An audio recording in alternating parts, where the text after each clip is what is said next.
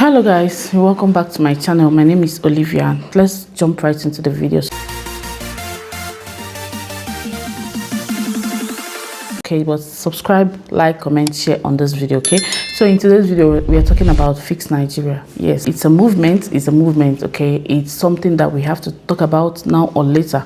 Like we all know, the president before our current president passed away, President Buhari, and everything that happened up until the fact that people started talking about the fact that we need a better Nigeria, in the sense that the last 3 months of his life was spent in the UK because of lack of better or trusted hospitals that he feels he can trust enough to be able to get treatments. Okay, he had health issues. Of course, he was an old man relatively. He died at the age of 83 years old or 82. He had to be flown all the way from the UK to Katsina State, his state, to be buried. And now there's a movement of Fix Nigeria. President Bola Ahmed Tinubu, please sir, fix Nigeria. Okay, let me read some of the things that has been said. Somebody said something on the comment section. They flew abroad to live, but they flew back home to be buried. They had every opportunity in the world to fix Nigeria, to build a standard hospital, strengthen institutes, and raise the standard of living, but they only trusted foreign doctors, foreign hospitals, and foreign systems. Now they return in a coffin to the same land they rejected. Fix Nigeria. Is Nigeria only good enough for burial? Is Africa just a cemetery for its leaders? Okay, still on the topic of Fix Nigeria, I saw something on the comment section where when I made the video, the last video I made, you can watch the past video, let me not bore you with it. Somebody made a comment which is also related to this. He said when an African leader becomes rich, his bank accounts are in Switzerland. He travels to France for medical treatments, not just France anyway, UK, America, everywhere, but this is what this person wrote. He invests in Germany, he buys from Dubai, he consumes Chinese, he prays in Rome or Mecca. His children study in Europe. He travels to Canada, US, Europe for tourism. But when he dies on life, he will be buried in his native country. In this case, his native country, his state, his village. Africa is just a cemetery for African leaders. Yes, Africa is just a cemetery for African leaders. How could a cemetery be developed? Oh my God, this is deep. That was my comment. I said this is deep. That was what I just commented. This is very, very deep. Africa is just a cemetery for African leaders. Said Putin asks. He said, how could Africa be developed? Putin asked. Said by the current Russian president Putin. I don't know when Putin say that to us. I don't know. I don't follow this politics this much, but this is a very truth. The lack of trust in our leaders is nothing to write home about. The lack of trust in our system. The leaders don't trust the system that they govern. The leaders don't trust the hospital that they govern. The leaders don't trust the schools that they're supposed to develop for their kids to study there. All their kids study abroad. If you watch all our leaders, I have all their pictures. All the pictures of those leaders here that you can see, from ex-governors or current governors, ex-vice presidents, ex-presidents, senators, the who is who, current president, all their kids study abroad. In the UK, in America, like all of them. None of them have trust in the Nigerian system. None of them have trust in the Nigerian healthcare system. None of them have trust in our universities, okay? Although most of them eventually, during their time, they studied in our universities. Most of them, during their time, of course, they were treated before they became rich and famous and politicians. They used our facilities, but immediately they started, embezzling the funds in Nigeria. Nigerian leaders here, I'm talking to Nigerian leaders. Some African leaders may apply, I don't know, but I'm talking about Nigeria right now. Immediately, these leaders begin to embezzle our funds, begin to, stash money in Switzerland. They begin to stash, properties in Dubai. They begin to start properties in France, Germany. They take all their kids abroad to study. My problem is not going abroad to study, okay? That's not one of my problems. I don't mind, I studied here in South Africa. My master's and honors degree here in South Africa. So it's not a bad thing. If you find yourself abroad and you want to study, that's okay. But for the fact that you're taking a child, maybe a 17-year-old, his or her first degree, PM, you fly them to abroad to study just because you steal government money is what is not acceptable. Okay, these kids, they make sure that their kids do their first degree. First degree is a very, very expensive degree because it is an extensive degree, like a degree that you study a minimum of 3 to 4 years. If it's not a medical course, then if you're talking about medical courses, 5 to 6 years. So they take their children for you to be living in Nigeria and your child is studying abroad. That means, and you're a politician, you're stealing. Yeah, because those monies are not cheap. Kids that have to do their first degree, they don't even have much working hours. Their kids don't study and work. They totally work. They totally study. You can see President Jonathan, ex-president. You can see Wike. He was the former president and governor of Rivers State. Now he's a senator in Abuja. All of them, even the ex-president, deputy vice president. Oh my God, all the leaders, their kids, some of their kids go through what the average Nigerian kids goes through. If you study in Nigeria and see some of the anomaly in the school system, not that the lecturers are not ready, but the amenities that are lacking, you will know that these politicians, their children never even have these experiences. The experience can be very bad depending on the university you study, and some the experience can be fair or For my own department, when I studied, my experience was not bad at all. It was good.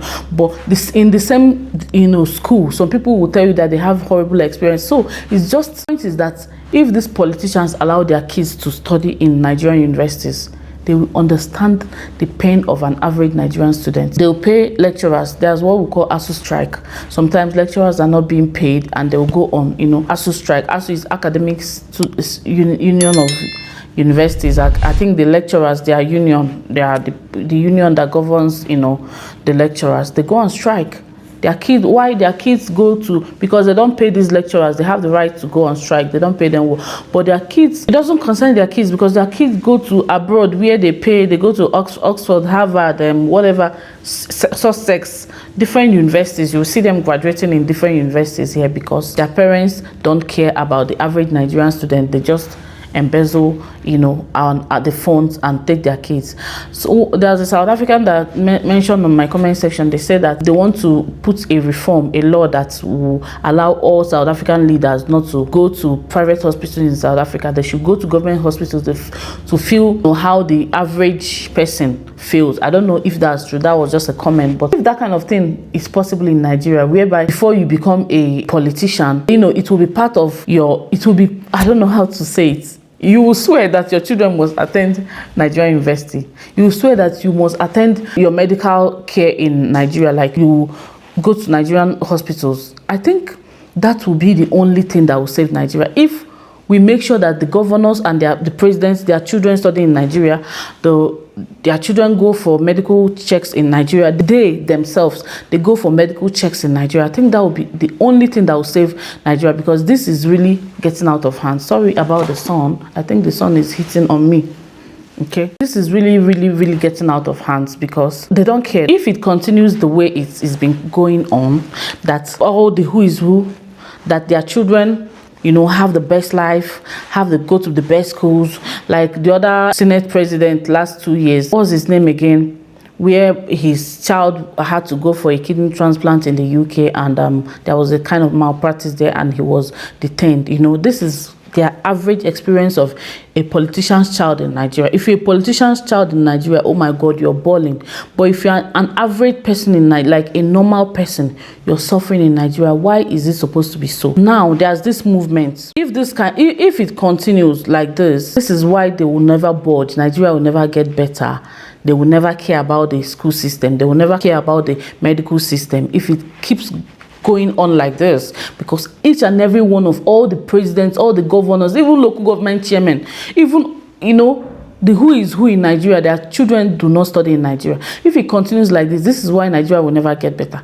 But if we make sure that these people, they experience what the average Nigerian experiences, then it will get better. If I bring in South Africa now, it will be like, oh, you're talking. But that is politicians in South Africa, their children. I know, I think a few may maybe go for masters or something, but South African university is very conducive for the fact for them, and you see them, they all study in University of Johannesburg, VET, UKZN, University of Cape Town, University of Pretoria, all those universities. You see all the universities in South Africa, you see the kids of the politician. But in Nigeria, UK, US, Germany, UK, US. My problem is not just that they are going to study. If it was a situation whereby they are just going to get a master's degree or PhD or a special, even at that, it shouldn't be so. But if it's like that, it will be fair. But this one is immediately, some of them even go to secondary school abroad. Some of them go to secondary school abroad, university, masters, and the point is, we're talking about hardship in Nigeria. Their parents don't care. They've started money. Like back in the days, we used to hear that politicians share money with Ghana must go back. I don't know if that's true, but I'm beginning to believe that that's true, because how can they afford this whole thing? Studying abroad is no joke, and of course they have houses where these kids live. Oh my God, some people are balling in this life, eh? Oh my God, some people have totally different experience. Like these ones now, these politicians' children now, and we the normal Nigerians, we don't have the same experience. So they'll be like, I beg, whatever that is happening in Nigeria, I don't care. But the point is, at this point in time, Fix Nigeria is a movement. Let me read some comments, okay? On Tunde Note. Somebody said, Fix Nigeria now that you have the chance to. They are talking to the President Bola Ahmed Tinubu. Buhari buy in pain. He did not buy in a happy man, but with regret, and him own go worse for him, because we go use Buhari drag you and use you drag Buhari. You know, Nigerians and crews. But this person is trying to tell the president, the current president, to please fix Nigeria. Fix Nigeria is a movement. Nigeria has to be fixed. I'm lending my voice. If you're a Nigerian, wherever you are, if you have a platform, let's lend our voices. Fix Nigeria should be a movement in 2025 as against the next presidential and, you know, elections. Nigerian leaders should not just be there embezzling funds, sharing money. They don't even care about the poor masses. Am I talking about pensioners? My mom is a pensioner, so I know. Some pensioners are paid, some are not paid, and they don't care. Now, I want to talk about corruption. Corruption in Nigeria is not just in the federal level. So it's not only for President Buhari, okay? I don't know. The sun is just messing up the whole thing. The problem with Nigeria is that corruption in Nigeria is not just in the federal level. It's both in the state and local government level. Okay. Let's say in the federal level, they release some quota and they release to the state. The state government and the state governors and the House of Assembly members and all, is it House of Rep? No, House of Assembly members. They embezzle their own. The governors, they are balling. Like in Imo State, my state now, some pensioners are paid, some pensioners are not paid. My mom is a pensioner. She has not received pension in the last 4 years or more. She has not received. So when we are talking about fix Nigeria, there are a lot of things to be fixed in Nigeria. And this fixing of Nigeria is not just only for President Buhari, it's also for the governors, because they also embezzle. It's also for the local government chairmans. It's also for, you know, the grassroots level. We practice 3 arms of government in Nigeria, presidential, state, and local government. So it's the 3 arms of government in our own kind of democracy. So it's the federal level, the state level, and the local government level. Yeah, those are the levels at which we so in the federal level there's corruption. In the state level, more corruption. In the local government level, the grassroots, more corruption. So what has to be done in Nigeria is what is called total overhaul. We need to totally overhaul both the senators, presidents, senate presidents, both the governors, House of Assembly members, House of House of Assembly members, House of Rep members in federal. Then in the local government, the local government chairman, the councillors, all of them needs to be overhauled. Nigeria has to be fixed in 2025. We need to be a functioning state. We need to be a functioning society. Things cannot go on the way it's going on, honestly. A lot of countries are boycotting Nigeria. A lot of economies are boycotting Nigeria. I was watching Adeola, and they were like, there are some presidents that the US, invited, and some of the African presidents like Nigeria, South Africans, and a few Ghanaian, they did not invite. Nigerians are being boycotted in the whole world, even when it comes to immigration, because of the magnanimity. Because of the height of corruption that is in Nigeria, honestly. So, like people were saying in my comment section, it's not just for the president, it's for the president, the governors, everybody in politics, everybody as a leader, and us, the citizens. Even the citizens, we need to also reform our mindsets. If you are doing negative things like Yahoo, you know that you're also a corrupt person. I know that you may say, oh, the country is that. I know Nigeria is a very poor and hard place to live in right now. But, if we want to talk about fixing Nigeria, we Nigerians as well, both, those living abroad and those living in Nigeria, we also need to fix our mindsets. Because somebody said something, and I believe our presidents and our governors and our leaders, they are a product of our own society. Nigeria needs to be fixed. We need to fix ourselves. We need to have a total mindset overhaul. We need to have a total mindset change. Yes. Tell me what you think on the comment section. If you have anything you think we need to discuss, let's talk about it. What do you think about oppression? Fix Nigeria. Because this thing, if Nigeria is not fixed, it go hard, honestly. That's what I think I should bring to you at this point in time. Share your thoughts with me, comment, like, subscribe, and I'll see you in my next one. Bye.